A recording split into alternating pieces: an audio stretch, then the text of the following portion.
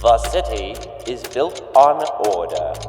Every citizen, every automaton, a critical cog in the great machine.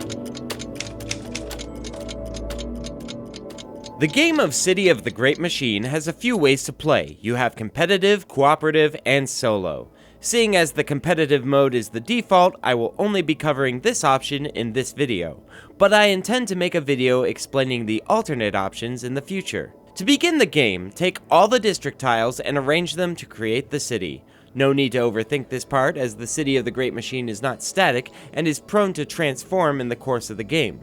These districts can be placed horizontally or vertically, but for this demonstration I will be arranging them solely on the horizontal plane so it's easier to see.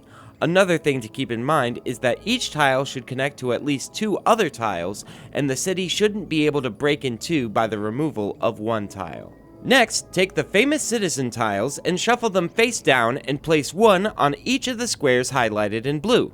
Make sure they're all turned like so. There should be 27 citizens placed in total, and the other 3 will be placed under arrest. We'll talk about what that means in a bit. You'll also need to put 2 guard tokens in each district in the squares on the left side, 18 in all. Next, choose which player will be playing as the Great Machine.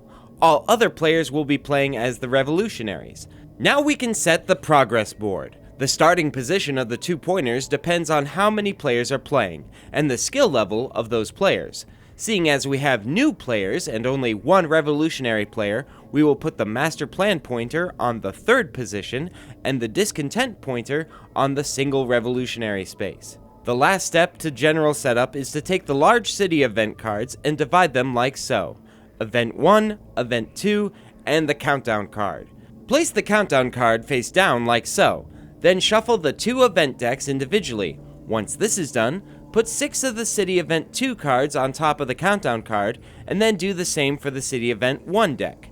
Place any leftover cards in the box.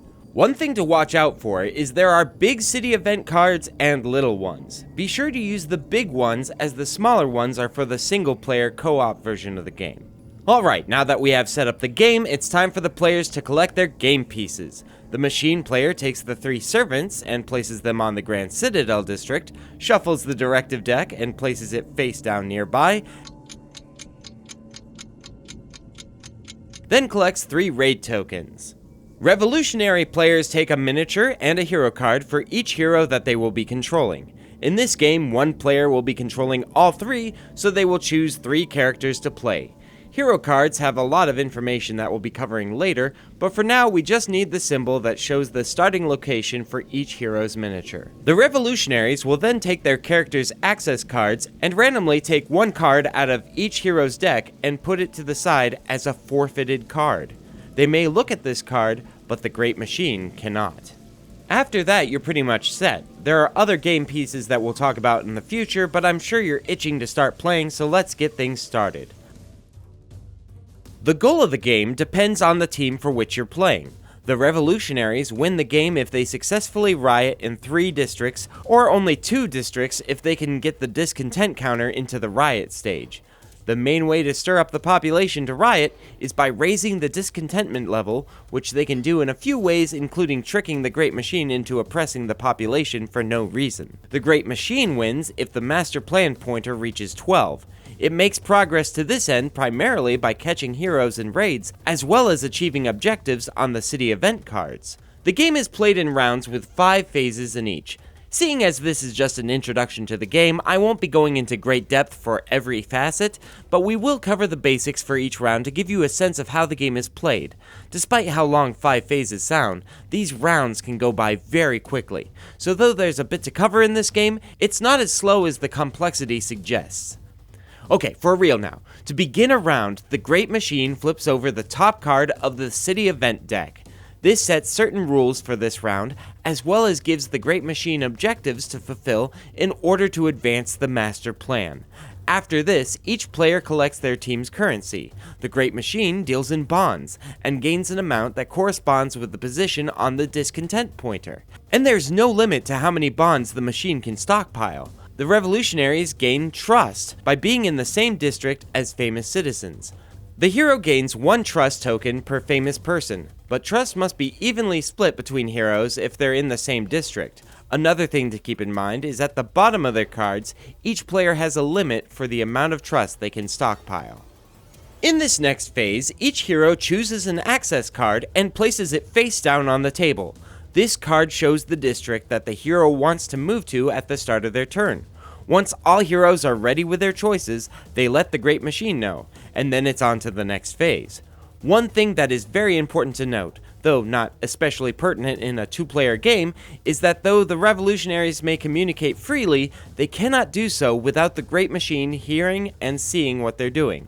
The only thing they can do in secret is to show access cards that they have to each other. In this phase, the Great Machine uses bonds to move the servants and guards around the city. Servants can also perform actions, but once they do so, they cannot move afterward. Every time a guard leaves a district, it costs 1 bond, whereas a servant would cost 2 bonds. You can move as much as your funding allows, but a guard must end their movement in a district that has a free space for them. Just like their movement, a servant's actions cost 2 bonds to use. The servant can only take 1 action, and said action can only be conducted in the same district as the servant. In this phase, a servant can arrest citizens, repair broken guards, or conduct raids. We'll touch on the first 2 options when we talk about revolutionary actions, but let's take a quick look at the raid action. When the Great Machine has an idea of where the heroes may be traveling to, the machine may send its servants to conduct a raid on that district. The Great Machine places a raid token in the district in question, and in the next phase it will be determined if the raid was successful and 1 or more of the heroes will be detained, something I'll explain later. In addition to these standard actions, servants may also take special actions if they're in certain districts. Actions like moving districts around, drawing and playing directive cards, and gaining more bonds from citizens, so the machine will definitely want to keep these in mind. After the Great Machine has finished with its machinations, it's the revolutionaries' turn. In the upper corner of the hero cards, there is a number. This shows the order in which heroes take their turns. The hero with the lowest number goes first, and like the servants of the Great Machine, on their turn they can move and then take an action. Movement for the heroes has a few differences from the servants and guards. For one thing, the destination of the hero is determined by which access card they chose in the access phase. They cannot choose to go elsewhere, however, they may choose the route that they take to get there. To leave a district, the hero pays 1 trust per guard in the district. If there are no guards in a district, then the hero can leave for free, whereas a district with 5 guards will cost a hero 5 trust to leave. If the hero runs out of trust on their way, they must roll an escape die in order to leave each remaining district. They may be lucky and be able to escape, or unlucky and be detained. A hero is detained when, as we covered before, they fail to escape the guards when they run out of trust tokens, or when their chosen access card ends their movement in a district with a raid token. Upon a hero's detainment, the Great Machine chooses to either move the master plan forward by 1, or to end the hero's turn and choose to steal all of their trust, or forcing the hero to give up their current access card. All of them are very bad for the revolutionaries, so they definitely want to avoid being detained.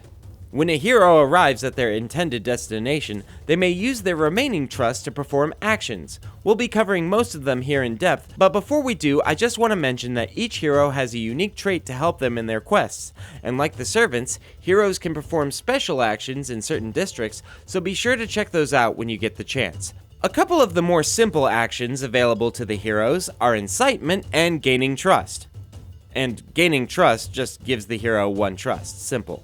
Incitement moves the discontentment pointer forward 1 slot at the cost of 1 trust per guard in the hero's current district. Incitement can only be taken in a minor district, as the major districts are too regulated for this kind of activity.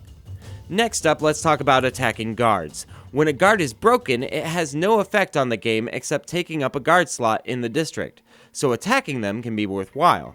When a hero attacks a guard, they spend any amount of trust they wish and then roll the assault die. In order to succeed in the assault, the hero must roll equal to or under the amount of trust they spent in order to break the guard. If they happen to roll a shield, then the assault automatically fails and the action is over. A few other hero actions have to do with the citizen tokens, so let's go over them now. Citizens begin the game in the unidentified position, like so. In this position, none of the players can look at the face of the tile. When a hero takes the Identify action, they may turn the tile into the identified position, which allows any revolutionary player to look at the tile at any time. The hero taking this action can identify as many citizens as they can afford, with the cost being 1 trust per guard. For instance, this hero would like to identify these 3 citizens. Right now there are 2 guards here, so to identify all 3 would require 6 trust. The hero only has 4 trust, so they decide to spend 4 and identify 2 citizens instead. Okay, so before we go on, let's review. Unidentified citizens look like this and no one can look at them. Identified citizens look like this and the heroes can look at them secretly. When a player wants to call the citizens to arms by taking the riot action, the district's citizen tokens are flipped over and shown to everyone. These citizens are now called revealed, but this doesn't mean all of them are ready to support your cause. You will notice that these citizens have portraits that correspond to portraits on the discontent tracker. When the pointer is on or has passed the citizen's portrait on the track, it means that these citizens are active and will take part in the riot. There are, however, citizens that would prefer your efforts fail, and these traitors will oppose your rabble-rousing. In this case, the hero wants to start a riot. The revolutionaries have identified 2 of the 4 citizens in this district and are feeling confident that the district is ready to turn on the Great Machine. The hero must pay 1 trust per guard for each unidentified citizen. The servants that happen to be in the same district have no effect on riots. After the cost has been paid, all citizens are revealed, and the hero checks the discontent levels to see who's on their side. In this case, the pointer is on the 3, and as luck would have it, 3 of the citizens are 3 or under, so they're all active. However, the last citizen is not only active, they are a traitor, working for the Great Machine. This means that the number of guards is boosted by 1 and makes it an even fight. If the number of guards and traitors is equal to the number of active citizens, then the riot fails, and not only does the master plan move up a space, but the Great Machine may arrest any or all of the active citizens that took part in this uprising, removing their tiles from the board and turning them back over. But let's say that's not how it worked out, and instead the last citizen was a 5. They wouldn't be active, but wouldn't take the side of the guards, making the riot a success. The heroes would place a riot token on the district to mark their point, and all guards in the district would be broken. And if this was the 3rd riot to break out, the revolutionaries win the game. So just to review, unidentified, identified, revealed, active, arrested.